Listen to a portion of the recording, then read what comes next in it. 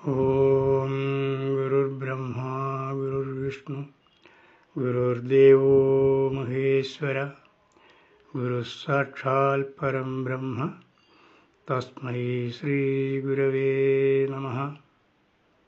പ്രിയ ശ്രോതാക്കളെ, പഠിതാക്കളെ, ഇന്ന് ദർശനമാലയിലെ 3-ാം അധ്യായമായ അസത്യദർശനത്തിലെ 2-ാമത്തെ ശ്ലോകത്തിൻ്റെ അർത്ഥമാണ് പറയാൻ പോകുന്നത്.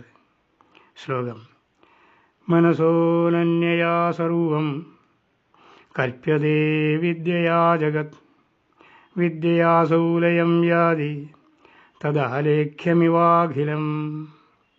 അന്വയം: മനസഃ അനന്യയാ അവിദ്യയാ സർവം ജഗത്ത് കൽപ്യതേ അസൗ ജഗത് വിദ്യയാ ലയം യാതി തദാ അഖിലം ആലേഖ്യം ഇവ അനുഭൂയതേ.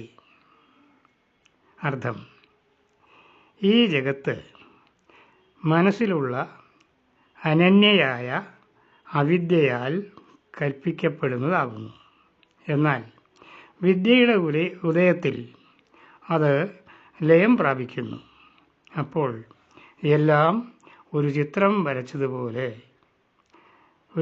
വരച്ച് അത് കണ്ടതുപോലെ തോന്നുന്നു. അതായത് വിദ്യയുടെ പ്രഭാവത്തിൽ പ്രപഞ്ച ദർശനം വെറും ചിത്രം പോലെ യഥാർത്ഥമല്ല എന്ന് മനസ്സിലാകും. മനസഃ അനന്യയ അവിദ്യയ എന്ന് പറഞ്ഞതുകൊണ്ട് അവിദ്യ മനസ്സിൽ നിന്ന് അന്യമല്ല, മനസ്സും അവിദ്യയും ഒന്നു തന്നെയാണ് എന്ന് അർത്ഥമാകുന്നു. എന്താണ് ഈ വിദ്യയും അവിദ്യയും എന്ന് ചോദിച്ചാൽ, ഇവ മനസ്സിൻ്റെ പരസ്പര വിരുദ്ധങ്ങളായ 2 അറിവുകളാണ്. ഇവ മനസ്സിൻ്റെ അവസ്ഥാവിശേഷങ്ങളായതുകൊണ്ട് തന്നെ മായയാൽ നിർമ്മിതവുമാണ്. വിദ്യ എന്നത് ആത്മാവാണ് സത്യം എന്ന അറിവും അവിദ്യ ജഗത്താണ് സത്യം എന്ന അറിവുമാണ്. അനന്യ എന്നതിന് അതിന് തുല്യമായ മറ്റൊന്നില്ലാത്തത് എന്നും അർത്ഥമുണ്ട്. മായയ്ക്ക് പല രൂപങ്ങൾ ഉണ്ടെങ്കിലും അവിദ്യയ്ക്ക് മറ്റുള്ളതിനേക്കാൾ വൈവിധ്യവും വിശാലതയും സങ്കീർണതയും ഉണ്ട്.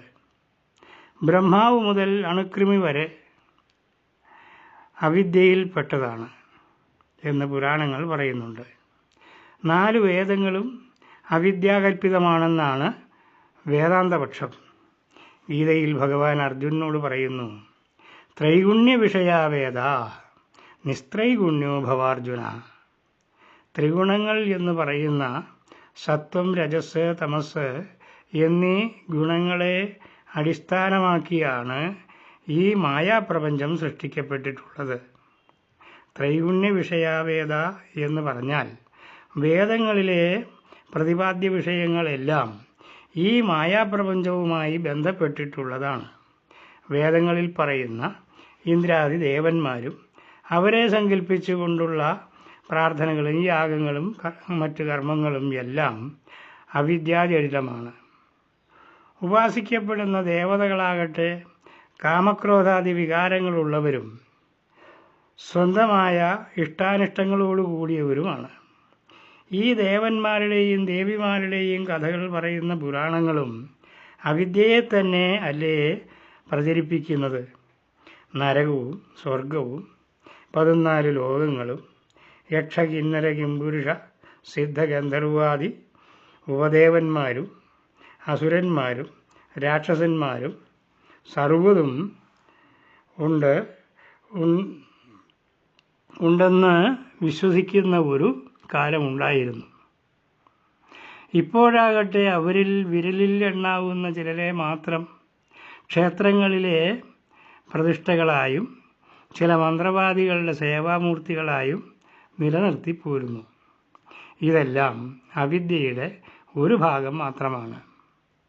ധനം ആകർഷിക്കാൻ ഏലസ് കിട്ടുന്നവരും ഐശ്വര്യം വരാൻ വലംപിരി ശംഖു വാങ്ങുന്നവരും ചാത്തനെ കൊണ്ട് കാര്യം സാധിക്കാൻ വേണ്ടി ശ്രമിക്കുന്നവരും സർവവ്യാപിയായ ദൈവത്തെ കാണാൻ മണിക്കൂറുകളോളം ക്യൂ നിൽക്കുന്നവരും ഈ മായാലോകത്തെ മായാവിമാരായ സിദ്ധവേഷക്കാരും എല്ലാം അവിദ്യയുടെ കളിപ്പാട്ടങ്ങളാണ്. ആത്മാവ് എന്താണെന്നറിഞ്ഞുകൂടാത്ത കർമ്മികൾ മരണപ്പെട്ടവരുടെ ആത്മാക്കളെ ആവാഹിച്ച് പിടിക്കുന്നതും അങ്ങനെ പിടിക്കുമ്പോൾ കിട്ടിയോ കിട്ടിയില്ലയോ എന്ന് കബഡി നിരത്തി വെച്ച് നോക്കുന്ന ജ്യോത്സ്യന്മാരും അവിദ്യയെ വിദ്യയാക്കി ജീവിക്കുന്നവരാണ്. മതവും രാഷ്ട്രീയവും അധികാരസ്ഥാനങ്ങളും എല്ലാം വാഴുന്നത് അവിദ്യയിലാണ്. ഭൗതിക ശാസ്ത്രങ്ങളെല്ലാം തന്നെ അവിദ്യയുടെ ആഴവും പരപ്പും കൂടുതൽ കൂടുതൽ വർദ്ധിപ്പിക്കുന്ന വേലകളാണ് ചെയ്തുകൊണ്ടിരിക്കുന്നത്. ഇതിന് ഒരു അറുതിയോ പരിധിയോ കണ്ടെത്താനാകുന്നില്ല. ഇതാണ് അവിദ്യയുടെ അനന്യത. ഇതെല്ലാം ബ്രഹ്മത്തിൻ്റെ അനേകമാകട്ടെ എന്ന സങ്കല്പത്തിൽ നിന്ന് ഉണ്ടായതാണ്. സോ അകാമയത ബഹുസ്യാം പ്രജായതേ ഇതി. അർത്ഥം, ബ്രഹ്മം അനേകമാകട്ടെ എന്ന് ആഗ്രഹിച്ചു. ഇനി വിദ്യാ അസൗലയം വ്യാധി എന്നതിലേക്ക് കടക്കാം. വിദ്യയും അവിദ്യയും പരസ്പര വിരുദ്ധങ്ങളാണ് എന്ന് മുൻപേ പറയപ്പെട്ടതാണ്. അതുകൊണ്ട് ഒന്നുള്ളപ്പോൾ മറ്റൊന്നും ഉണ്ടാവുകയില്ല. അതിനാൽ വിദ്യയുടെ നിലവാരത്തിലേക്ക് കടക്കണമെങ്കിൽ അവിദ്യയെ നിർമ്മാർജ്ജനം ചെയ്യണം. അറിവുണ്ടാകുമ്പോൾ അവിദ്യ താനേ മാറും. അറിവ് ഉണ്ടാകാൻ എന്താണ് വേണ്ടത്? നോപദ്യതേ വിനാജ്ഞാനം വിചാരേണ അന്യസാധനൈഃ യഥാ പദാർത്ഥഭാനം ഹി പ്രകാശേന വിനാ ക്വചിത്. വെളിച്ചമില്ലെങ്കിൽ ഒരിടത്തും ഒരു വസ്തുവിനെയും കാണാൻ സാധിക്കാത്തതുപോലെ വിചാരമില്ലാതെ മറ്റൊരു പ്രവർത്തനം കൊണ്ടും അറിവുണ്ടാവുകയില്ല. കർമ്മം കൊണ്ടോ ഉപാസനകൾ കൊണ്ടോ വ്രതാനുഷ്ഠാനങ്ങൾ കൊണ്ടോ ഒന്നും യഥാർത്ഥമായ അറിവ് ലഭിക്കുകയില്ല. അതായത് ഇങ്ങനെയുള്ള പ്രവർത്തനമൊന്നും അവിദ്യ മാറാൻ ഉപയുക്തമല്ല. അറിവുണ്ടാകാനുള്ള ഒരേ ഒരു ഉപാധി വിചാരം മാത്രമാണ്. ഇനി വിചാരം എപ്രകാരമുള്ളതായിരിക്കണം എന്ന് പറയാം. കോഹം കഥമിതം ജാതം കോ വൈ കർത്താസ്യ വിദ്യതേ ഉപാദാനം കിമസ്തീഹ വിചാരസ്വയമീദൃശ.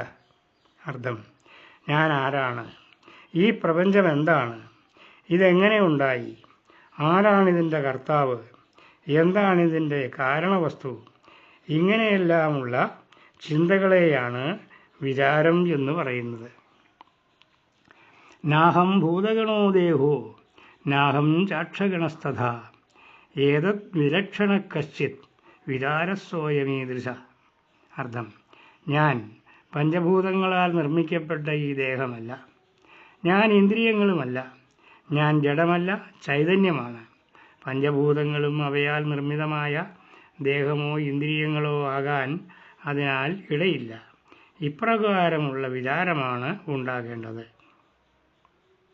അജ്ഞാനപ്രഭവം സർവം ജ്ഞാനേന പ്രവലീയതേ സങ്കല്പോ വിവിധ കർത്ത വിചാര സോയ ഈദൃശ. ഇതെല്ലാം അജ്ഞാനത്തിൽ നിന്നുണ്ടായതാണ്. ജ്ഞാനമുണ്ടാകുമ്പോൾ സൂര്യോദയത്തിൽ ഇരുട്ട് എന്നതുപോലെ സർവ്വതും അപ്രത്യക്ഷമാകും. വിവിധമായ സങ്കല്പമാണ് ഇതിനെയെല്ലാം സൃഷ്ടിക്കുന്നത്. സങ്കല്പവികല്പങ്ങൾ വെടിഞ്ഞ് സമചിത്തതയെ പ്രാപിക്കുമ്പോൾ എല്ലാം മിഥ്യയാണെന്ന അറിവിൽ എത്തിച്ചേരും. എൻ്റെ മുമ്പിൽ പ്രകടമായി നിൽക്കുന്ന സർവ്വതും എന്നിലുണ്ടായ സങ്കല്പ സൃഷ്ടിയാണ് എന്ന് ചിന്തിച്ച് ഉറയ്ക്കണം. സദാ മാറിക്കൊണ്ടിരിക്കുന്ന അനേക രൂപങ്ങളോട് കൂടിയതും ആയ ഈ ജഗത്ത് ഏകവും സ്ഥിരവും ഉണ്മയോടുകൂടിയതുമായ ഒരു കാരണവസ്തു ഇതിന് ഉണ്ടാകും. അത് സത്യമായതും നിത്യമായതും ആയിരിക്കും. എന്നിങ്ങനെ വിചാരം ചെയ്യണം. അഹമേകോപി സൂക്ഷ്മശ്ച ജ്ഞാതാ സാക്ഷി സദാ അവ്യയ തദാഹം നത്ര സന്ദേഹോ വിചാരസ്വയമീദൃശ. ഞാൻ രണ്ടാമതൊന്നില്ലാത്തവനും സൂക്ഷ്മനും അറിയുന്നവനും നാശമില്ലാത്തവനും എല്ലാത്തിനും സാക്ഷിയും ഉണ്മയുള്ള വസ്തുവുമാണ്. അതിനാൽ മുൻപ് പറഞ്ഞ ഉപാദാന കാരണം, അതായത് ഈ ദൃശ്യപ്രപഞ്ചത്തിൻ്റെ കാരണവസ്തു ഞാൻ തന്നെ, ഇതിൽ സംശയമില്ല എന്ന അറിവിൽ ചെന്നെത്തണം. കാരണം ഞാൻ എപ്പോഴും അറിവായി നിലനിൽക്കുന്നു. ഉറക്കത്തിൽ പോലും ഞാൻ സുഷുപ്തി അനുഭവിച്ചുകൊണ്ട് അറിവായി നിലനിൽക്കുന്നുണ്ട്. ഇങ്ങനെയെല്ലാം വിചാരം ചെയ്യുമ്പോൾ അവിദ്യ മറയുകയും വിദ്യയുടെ പ്രകാശം പരക്കുകയും ചെയ്യും. ഇത് താൻ ആരാണ് എന്ന് സ്വയം അറിയുമ്പോൾ ഉണ്ടാകുന്ന അനുഭവമാണ്. ബ്രഹ്മൈവാഹം സമശാന്ത സച്ചിദാനന്ദലക്ഷണ നാഹം ദേഹോ ഹ്യസത്രൂപോ ജ്ഞാനമിത്യുച്യതേ ബുധൈഃ.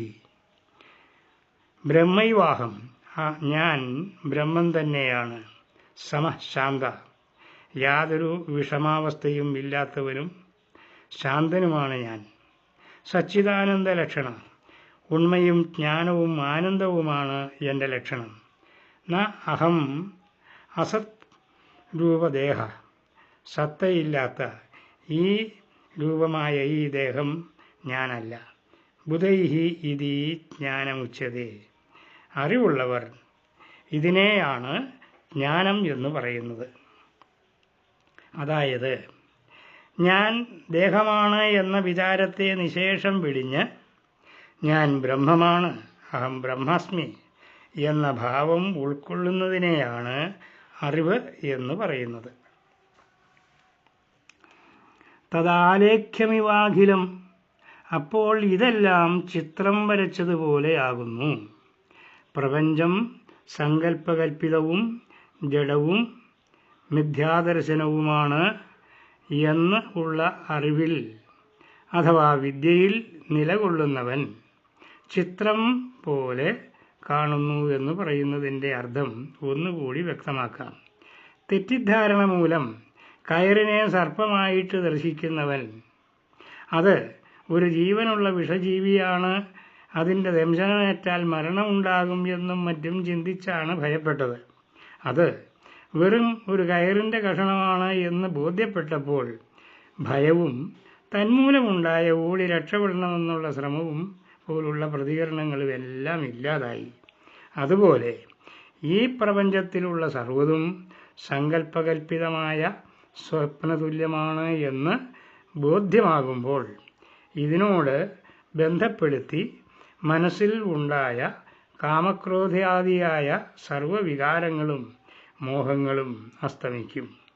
നിർവികാരമായ അവസ്ഥയിൽ മനസ്സ് സങ്കല്പവികൽപ്പങ്ങളിൽ നിന്ന് മുക്തമാകും. പുറമേയുള്ള കാഴ്ചകൾ വെടിഞ്ഞ് അകമേയുള്ള അറിവാകുന്ന എന്നെ അറിയുന്നവനായി ഞാൻ മാറും. ഇതിനെയാണ് വിദ്യയാസൂലയം യാതി, വിദ്യ കൊണ്ട് ഇതെല്ലാം ലയിച്ചില്ലാതാകുന്നു എന്ന് പറഞ്ഞത്. എൻ്റെ സർവസങ്കല്പവും എന്നിൽ തന്നെ ലയിച്ച് ഞാൻ മാത്രമായി തീരുന്നതാണ് വിദ്യയുടെ ഫലം. ഇന്നത്തെ ക്ലാസ് അവസാനിച്ചു. നമസ്കാരം.